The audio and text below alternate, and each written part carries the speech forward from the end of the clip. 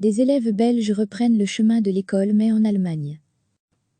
Vendredi, le Conseil national de sécurité prendra des mesures pour sortir progressivement du confinement.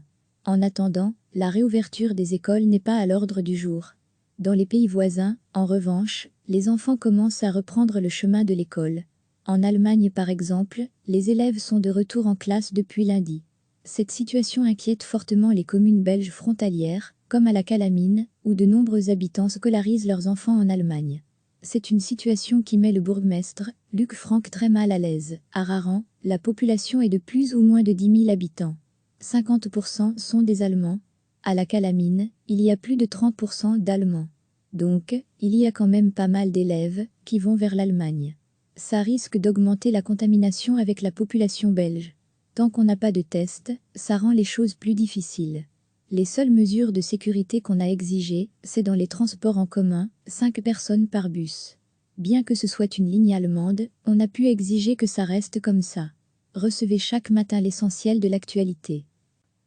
Vendredi, le Conseil national de sécurité prendra des mesures pour sortir progressivement du confinement. En attendant, la réouverture des écoles n'est pas à l'ordre du jour. Dans les pays voisins, en revanche, les enfants commencent à reprendre le chemin de l'école. En Allemagne par exemple, les élèves sont de retour en classe depuis lundi. Cette situation inquiète fortement les communes belges frontalières, comme à la Calamine, où de nombreux habitants scolarisent leurs enfants en Allemagne.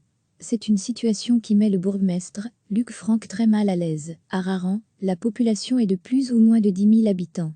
50% sont des Allemands. À la Calamine, il y a plus de 30% d'Allemands. Donc, il y a quand même pas mal d'élèves qui vont vers l'Allemagne. Ça risque d'augmenter la contamination avec la population belge. Tant qu'on n'a pas de test, ça rend les choses plus difficiles. Les seules mesures de sécurité qu'on a exigées, c'est dans les transports en commun, 5 personnes par bus. Bien que ce soit une ligne allemande, on a pu exiger que ça reste comme ça. Cliquez sur s'abonner pour recevoir les dernières nouvelles.